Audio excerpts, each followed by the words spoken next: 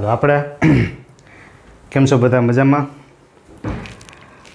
ક્ષેત્રફળના સૂત્રની વાત કરી આપણે 13મા ચેપ્ટરમાં ઘનફળ પૃષ્ઠફળમાં. તો હવે આપણે બીજો વિભાગ શીખીએ ઘનફળ. બરાબર, ફરીથી પરમ મિત્રો ફરીથી યાદ દેવડાવું છું, સૂત્રની જ અગત્યતા છે આ ચેપ્ટરની. એક સૂત્ર આવડશે અને બીજું ગણતરીમાં છેદ ઉડાડવા. બરાબર, આવી સાદી ગણતરી આવડશે તો ચેપ્ટર અતિશય સહેલું છે. ઘનફળ એટલે શું? તો કે આપણે વ્યાખ્યા શીખા કે કોઈ પણ પદાર્થે અવકાશમાં રોકેલી જગ્યા,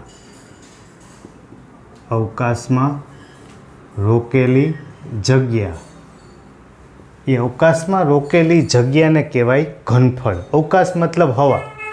દાખલા તરીકે આ માર્કર છે, તો એને હું હાથ ઉપર રાખું તો એને હાથ ઉપર જેટલી જગ્યા રોકેલી છે એ એનું ક્ષેત્રફળ કહેવાય. પણ તળિયાથી શરૂ કરીને ઉપર સુધીનો ભાગ એને કોઈ સપોર્ટ નથી. બરાબર, તો એને હવામાં જગ્યા રોકી છે. તો હવામાં જગ્યા જે રોકે એને કહેશું આપણે ઘનફળ.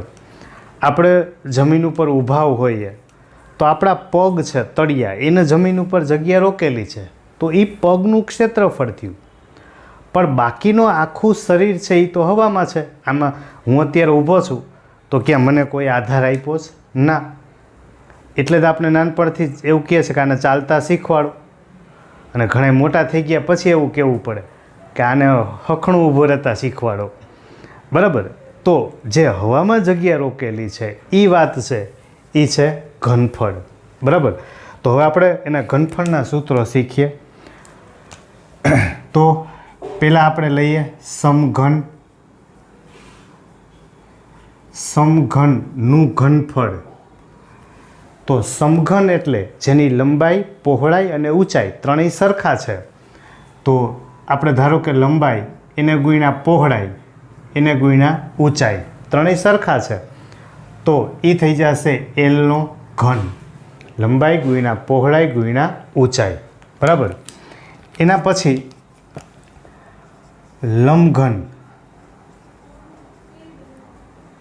લંબઘનનું ઘનફળ. તો લંબાઈ ગુણાકારમાં પહોળાઈ ગુણાકારમાં ઊંચાઈ, એટલે કે LBH. L એટલે લંબાઈ, B એટલે પહોળાઈ, H એટલે એની ઊંચાઈ. એના પછી ત્રીજું લઈએ આપણે તો લંબઘન, સમઘન. હવે આપણે લઈએ નળાકાર. તો નળાકારનું ઘનફળ. બરાબર, તો આપણે ખબર જ છે બધાના આકારની. નળાકારનું ઘનફળ લઈએ તો વર્તુળનું ક્ષેત્રફળ એના ગુણાકારમાં એની ઊંચાઈ. વર્તુળનું ક્ષેત્રફળ એટલે πr² અને ઊંચાઈ એટલે h. બરાબર, નળાકાર આકાર હોય એટલે જમીન ઉપર જગ્યા રોકે છે વર્તુળ આકારે, આ એની હાઈટ, ઊંચાઈ. બરાબર, આ થશે h, અને નીચે વર્તુળનું ક્ષેત્રફળ એટલે πr². તો πr² એના ગુણાકારમાં h. તો નળાકારનું ઘનફળ πr²h. બરાબર, એના પછી નળાકાર પછી આપણે લખીએ શંકુનું ઘનફળ. તો શંકુનું ઘનફળ છે એ નળાકારનું જે ઘનફળ થાય એનો ત્રીજો ભાગ, અથવા આપણે આમ બોલીએ કે 1/3 πr²h. બરાબર, આપણે જ્યારે નળાકાર આકાર દોરીએ, નળાકાર, બરાબર, એમાં આપણે જો શંકુ દોરવા જઈએ આમ, આ એની વચ્ચેનો ભાગ છે 3 ડાયમેન્શનમાં. આપણે એમ થાય કે અંદર કેમ વયું ગયું? અંદર નથી. આમ તળિયું હોય તો આપણે ઉપરથી આમ દોરેલો કોણ. તો આમ જોવા જઈએ તો જો આ એક શંકુ આકાર થશે અને બીજા બે આ થશે, એટલે ટોટલ 3 શંકુ બની જાય. તો શંકુનું ઘનફળ જોઈએ છે એક શંકુનું, તો નળાકારનું ઘનફળ πr²h એના છેદમાં 3 એ આપણને મળશે શંકુનું ઘનફળ. બરાબર. એના પછી આપણે લઈએ ગોળાનું ઘનફળ. તો ગોળાનું ઘનફળ એટલે 4/3 πr નો ઘન. આ બધા સૂત્રની સાબિતી છે, પણ આપણે પરીક્ષામાં થિયરી સાબિત કરવાની પૂછાતી નથી, એટલે આપણે સૂત્રને સાબિત નથી કરતા, સૂત્ર સ્વીકારી લઈએ છીએ. બરાબર. એના પછી આ આખા ગોળાનું, પછી આપણે અર્ધ ગોળાનું ઘનફળ લઈએ. અર્ધ ગોળાનું તો એ થશે 2/3 πr ઘન. બરાબર. અર્ધ ગોળો, આખો ગોળો હોય તો 4/3 πr ઘન. અર્ધ ગોળાનું ઘનફળ હોય તો 2/3 πr ઘન. બરાબર.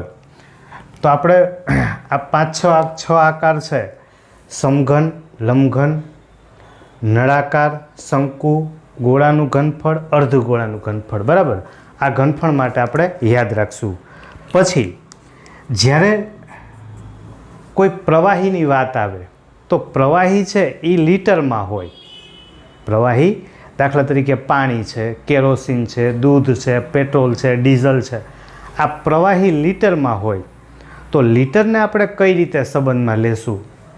તો કે પહેલી વાત કે ઘનફળ છે, ઘનફળ એટલે દાખલામાં આપણે જ્યારે જવાબ લખશું ઘનફળમાં તો મીટર ઘન, અથવા તો જો સેન્ટીમીટર હશે તો આપણે લખશું એકમ સેન્ટીમીટર ઘન. બરાબર. હવે જો લીટર આયરે આપણે સરખામણી કરશું તો 1 મીટર ઘન, 1 મીટર ઘન, હંમેશા યાદ રાખો કે ઘન આવ્યું એટલે ઘનફળ છે. 1 મીટર ઘન એટલે 1000 લીટર. 1 મીટર ઘન બરાબર 1000 લીટર. અને બીજું 1000 સેન્ટીમીટર ઘન, 1000 સેન્ટીમીટર ઘન ત્યારે 1 લીટર. ઓકે. તો જ્યારે કોઈ દાખલામાં આપણને લીટરમાં પૂછેલું હોય, લીટરમાં, ત્યારે આપણે આ એકમની જરૂર પડશે કે 1 મીટર ઘન હોય તો 1000 લીટર અને 1000 સેન્ટીમીટર ઘન બરાબર 1 લીટર. એટલે આપણે યાદ રખાય કે 1 1000 1001, 1 1000 1001. તો મીટર ઘન તો 1000 લીટર, સેન્ટીમીટર લ્યો તો 1000, તો સામે થશે 1. ઓકે. તો આ ઘનફળ માટે આપણે સૂત્રને યાદ રાખશું. રેડી? ચાલો હવે આપણે આના પછી સ્વાધ્યાય શરૂ કરીએ.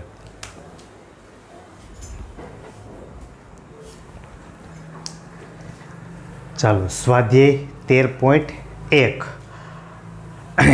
પહેલો દાખલો. 2 ઘન પૈકી પ્રત્યેકનું ઘનફળ 64 સેમી ઘન હોય. સેમી ઘન એટલે ઘનફળ. તેવા 2 ઘનને જોડતા બનતા લંબઘનનું પૃષ્ઠફળ મેળવો. એટલે આપણને એમ કીધું છે કે 2 ઘન છે, એક આ ઘન, બીજો આ ઘન. બરાબર. ટૂંકમાં ચોરસ બોક્સ હોય, ચોરસ બોક્સ, એ બેને બાજુ બાજુ ભેગા કરી દીધા. રેડી? તો હવે જે લંબઘન બની ગયો તો આ લંબઘનનું પૃષ્ઠફળ મેળવો. તો જો 2 ઘન છે એમાંથી પ્રત્યેકનું ઘનફળ 64. સમઘન 2 ઘન આપ્યા છે એટલે પ્રથમ ઘનનું ઘનફળ કેટલું છે? 64. બરાબર. હવે ઘનફળ હોય, આપણે ધારો કે મેં લખ્યું છે કે બાજુનું માપ આપણે x આપણે ધારી લઈએ. ધારો કે બાજુનું માપ કેટલું? x. બરાબર. હવે જો બાજુનું માપ x હોય તો એમાંથી આ એની લંબાઈ, બરાબર, આ એની પહોળાઈ ને આ એની ઊંચાઈ. તો જો બાજુનું માપ x હોય તો ઘનફળનું આપણે સૂત્ર શીખા કે સમઘનનું ઘનફળ, સમઘનનું ઘનફળ એટલે બાજુનો ઘન, બરાબર. તો 64 એટલે 4નો ઘન બરાબર xનો ઘન, બે બાજુથી ઘન ઘન કેન્સલ, x બરાબર 4, એટલું આપણને આપ્યું છે સેન્ટીમીટર. ચાલો, આ x મળી ગયું, મતલબ કે એની જે પહોળાઈ છે એ 4 થશે, એની ઊંચાઈ છે એ પણ કેટલી થશે 4. પણ અહીંયા જો મેં 2x લખ્યું છે એટલા માટે કે પહેલાં જે ઘન છે, પહેલું ઘન એની લંબાઈ 4 એટલે આની લંબાઈ હતી x, બીજાની x, તો આખી કુલ લંબાઈ કેટલી થાય 2x. માનો કે ચોરસ રૂમ હોય, બરાબર, આપણી પાસે આ એક રૂમ છે એની લંબાઈ, બાજુમાં બીજો રૂમ છે, એટલે તો હવે આ લંબાઈ વધી ગઈ. પહોળાઈ એટલી જ છે, પહોળાઈ એટલી જ છે, ઊંચાઈ એટલી જ છે, માત્ર બદલશે હું લંબાઈ. તો અહીંયા લંબાઈ x વત્તા x એટલે લંબાઈ થઈ ગઈ 2x, બરાબર. માટે આપણે લખીએ લંબાઈ બરાબર 2x એટલે x બરાબર 4, 4 2 8 સેમી લંબાઈ, પહોળાઈ બરાબર 4 સેમી અને ઊંચાઈ h બરાબર પણ કેટલા સેમી 4 સેમી. ચાલો, લંબાઈ પહોળાઈ ઊંચાઈ મળી ગયું. હવે આપણને કીધું છે લંબઘનનું પૃષ્ઠફળ, લંબઘનનું પૃષ્ઠફળ બરાબર. આપણી પાસે સૂત્ર છે 2 કૌંસમાં LB plus BH plus HL, બરાબર. તો આ 2 કૌંસમાં LB, L બરાબર 8, B બરાબર 4, B બરાબર 4, ઊંચાઈ 4, H બરાબર 4, L બરાબર 8. તો આ થશે 2, 8 4 32, 4 4 16, 8 4 32, બરાબર. તો આ થશે 2, તો 2 ને 6 8, 8 ને 2 10, 4 ને 5 ને 3 8 એટલે કે 80, 80 ગુણ્યા 2 એટલે 160 પૃષ્ઠફળ છે, મતલબ એટલા સેન્ટીમીટર સ્ક્વેર. જો ઘનફળ હોત તો ઘન લખત, બરાબર. ખાલી માત્ર 2 ઘનને આપણે ભેગા કર્યા છે, 2 ઘન, બરાબર. જે લંબઘન નથી લખેલું એટલે સમઘન જ હોય.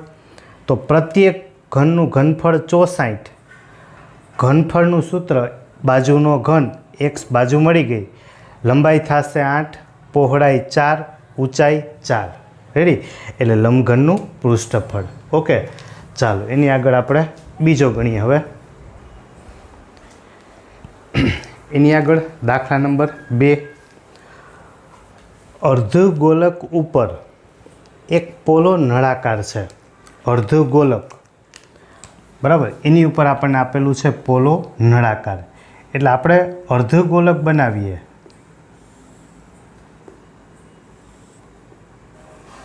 આ અર્ધગોલક, એની ઉપર પોલો નળાકાર છે,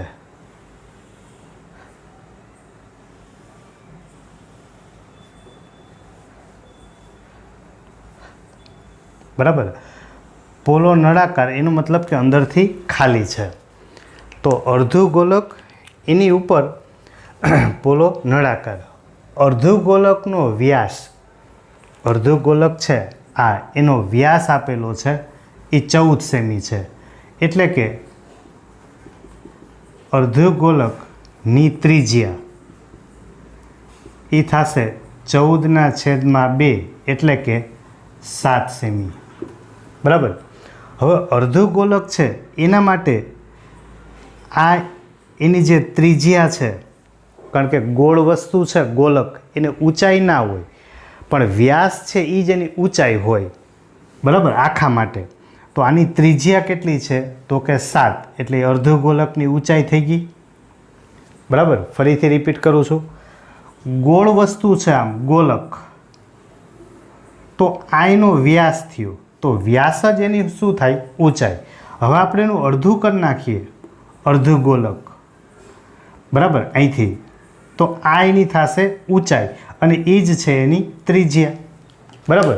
એટલે હંમેશા યાદ રાખશું કે ગોળ વસ્તુ છે, ગોલક, એને ક્યારેય ઊંચાઈ હોય નહીં. મતલબ ત્રિજ્યા છે એ જ એની થાય ઊંચાઈ, અને જે આકારને ઊંચાઈ હોય એ હંમેશા નળાકાર થઈ જાય, એ ક્યારેય ગોળક હોય નહીં. તો આ એની ઊંચાઈ કોની? તો કે આ અર્ધગોલકની. પછી બીજું એમ કીધું વાસણની કુલ ઊંચાઈ. આ જે વાસણ છે એની આપણને કુલ ઊંચાઈ આપી છે, કુલ એટલે બધું. આ એની કુલ ઊંચાઈ આપણને આપેલી છે 13, બરાબર, આટલી. તો આપણને સીધી ખબર પડી ગઈ કે કુલ ઊંચાઈ 13, એમાંથી ગોલકની ઊંચાઈ 7, તો બાકીની ઊંચાઈ કેટલી વધશે? તો કે 6. પણ આપણે એ લખવું પડે. અને હંમેશા પહેલો મુદ્દો યાદ રાખો, કોઈ પણ દાખલામાં 2 આકાર હોય કે 3 આકાર હોય, હંમેશા બધાની સ્વતંત્ર ઊંચાઈ હોવી જોઈએ. ફરીથી બોલું, દરેક આકારની સ્વતંત્ર ઊંચાઈ હોવી જોઈએ, બરાબર, અને એ મળતી જ હોય. તો જો અહીંયા આપણી પાસે નળાકારની ઊંચાઈ મારે જોતી હોય, નળાકારની ઊંચાઈ આ, તો મારે પહેલાં લેવાનું છે કુલ ઊંચાઈ. કુલ ઊંચાઈ લઈ એમાંથી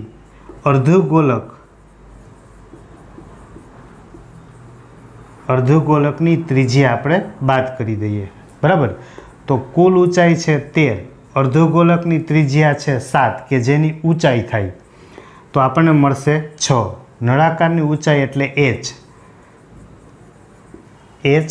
6 સેન્ટીમીટર, બરાબર. ચાલો આપણે આ નળાકારની ઊંચાઈ, આ h, આ કેટલું મળ્યું આપણને? 6 સેન્ટીમીટર. ઓકે. હવે આપણે એમ કીધું બસ આ એક જ મેઇન કામ હતું કે અર્ધગોલકની ત્રિજ્યા લઈ અને કુલ ઊંચાઈમાંથી બાદ કરી દો. અંદરની સપાટીનું પૃષ્ઠફળ તો એક નળાકાર છે અને બીજું અર્ધગોલક છે, તો બેયની અંદરની સપાટી લેતા જઈએ આપણે. તો અંદરની સપાટી નું પૃષ્ઠફળ,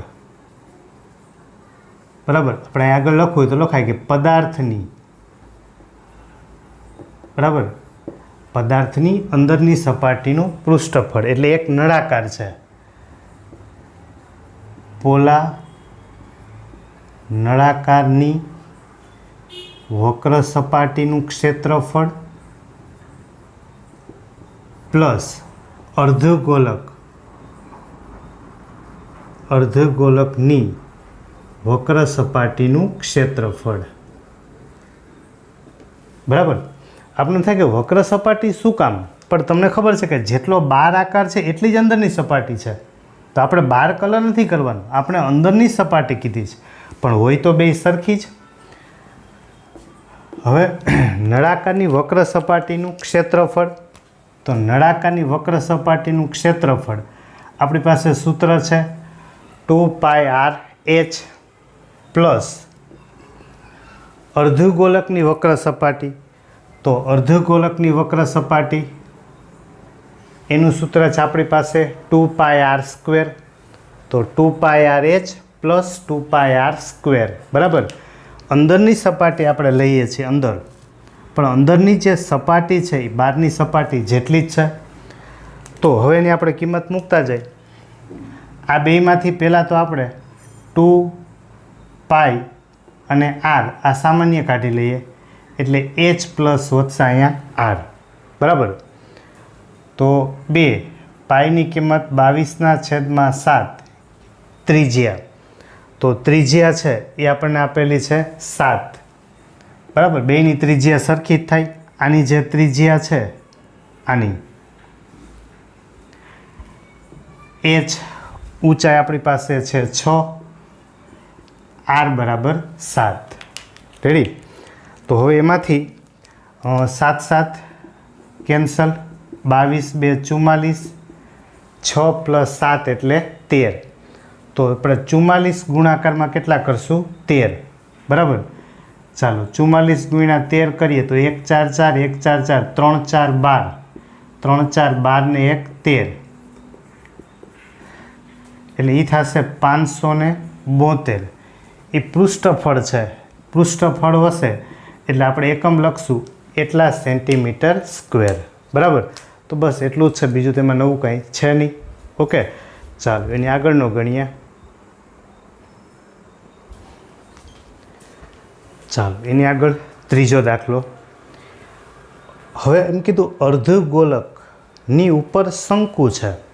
આગળની જેમ એમાં અર્ધગોલકની ઉપર નળાકાર હતું, એમ આમાં અર્ધગોલકની ઉપર શંકુ છે.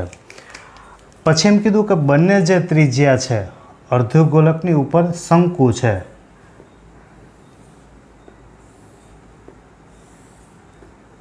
બરાબર. તો આ અર્ધગોલક એની ઉપર શંકુ આવેલો છે. બંનેની ત્રિજ્યા 3.5 છે, એટલે આ જે શંકુ છે એની ત્રિજ્યા અને અર્ધગોલકની ત્રિજ્યા, બંનેની ત્રિજ્યા છે એ આપેલી છે 3.5 સેન્ટીમીટર, બરાબર. જો અલગ અલગ હોત તો એકને આપણે કેપિટલ લખત, બીજાને સ્મોલ લખત, અથવા R1 અને R2 લખત. કુલ ઊંચાઈ છે આ આપણી પાસે છે ત્રિજ્યા 3.5. પછી કુલ ઊંચાઈ આપણને આપેલી છે 15.5, બરાબર. તો આપણે એમ કીધું કે આનું કુલ પૃષ્ઠફળ કેટલું થશે. તો હમણાં જ મેં તમને આગળના દાખલામાં વાત કરી કે જ્યારે કોઈ પણ દાખલામાં બે આકાર ભેગા હોય ત્યારે હંમેશા બંનેની અલગ અલગ ઊંચાઈ હોવી જોઈએ, અને ડાયરેક્ટ ના આપે તો મળતી તો હોય જ. જો અર્ધગોલક માટે ત્રિજ્યા છે એ જેની ઊંચાઈ હોય તો ઊંચાઈ થશે આની 3.5. કુલ ઊંચાઈ આપણી પાસે છે, બરાબર. તો આ શંકુ, તો શંકુની ઊંચાઈ બરાબર કુલ ઊંચાઈ લઈએ, કુલ ઊંચાઈ માઇનસ અર્ધગોલક,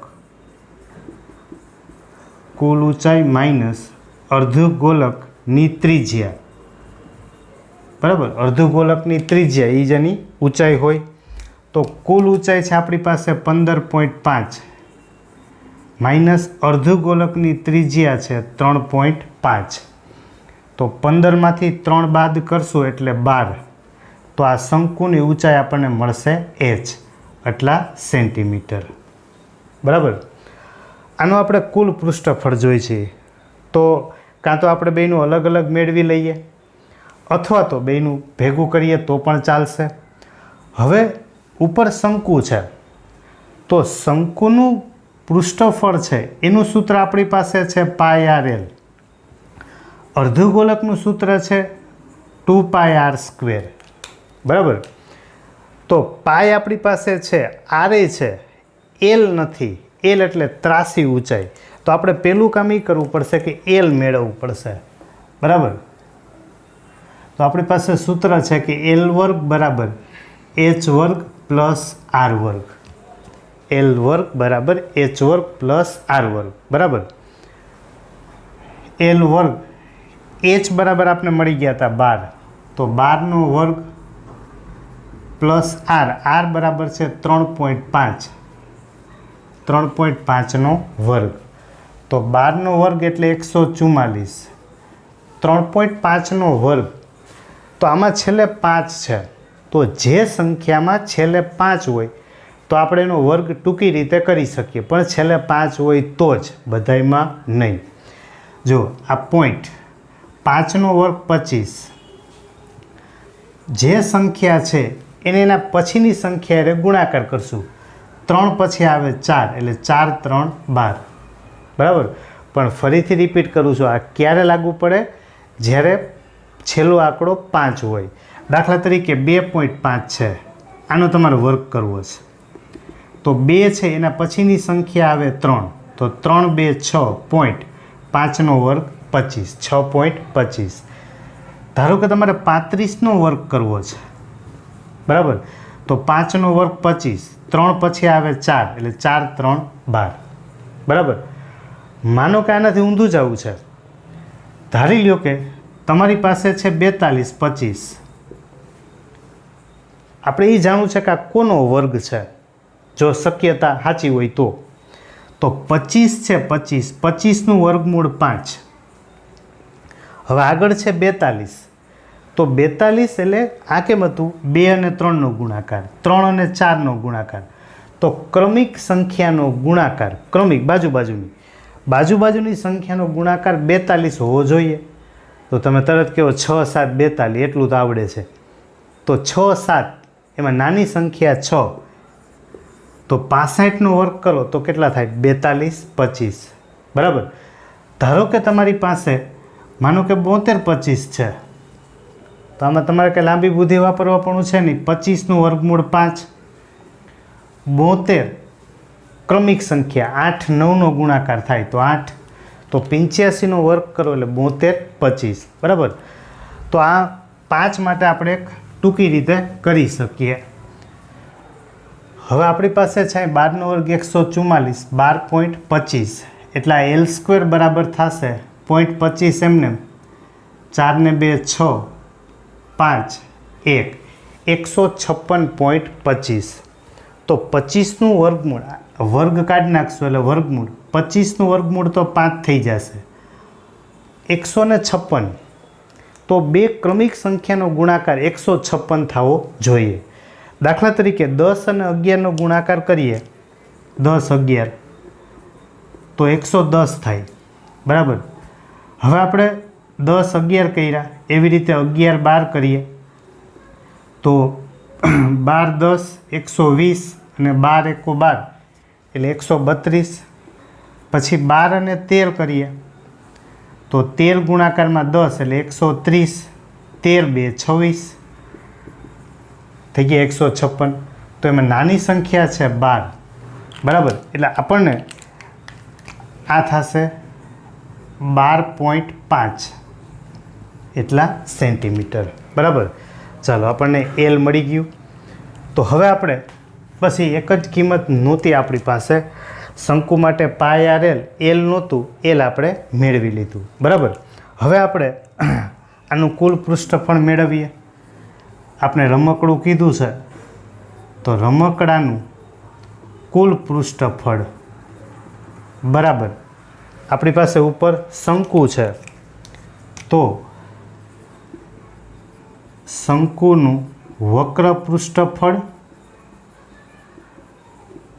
બરાબર, પૃષ્ઠ એટલે બાજુ, વક્ર એટલે 12, શંકુનું વક્ર પૃષ્ઠફળ પ્લસ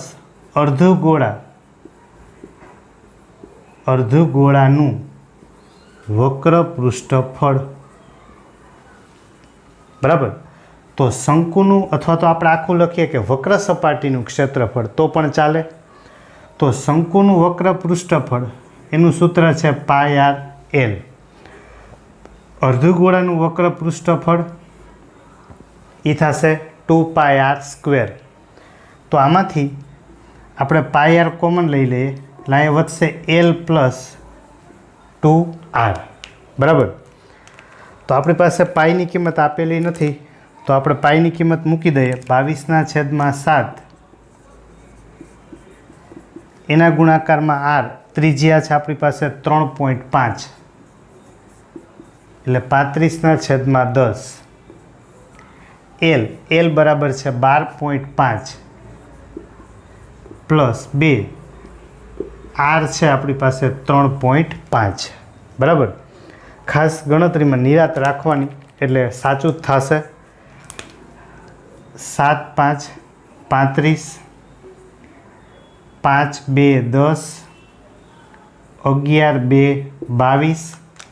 તો આપણી પાસે અહીંયા અંશમાં વધ્યા 11, 12.5 પ્લસ 3.5 ગુણ્યા 2 એટલે 7. તો 11, 12 ને 7 19, એ થશે 19.5. બરાબર. તો આપણે ગુણાકાર કરી લઈએ કે 195 એના ગુણાકારમાં 11, 1 5 1 9 1, 5 9 1, 5 9 ને 5 14, 10 ને 11. બરાબર. એટલે એ થશે 214.5, એક આંકડા પછી પોઈન્ટ. હવે પૃષ્ઠફળ છે પૃષ્ઠફળ છે એટલે એ થશે એટલા સેન્ટીમીટર સ્ક્વેર, બરાબર. ચાલો, આ આપણને મળશે રમકડાનું કુલ પૃષ્ઠફળ. ઓકે, ચાલો.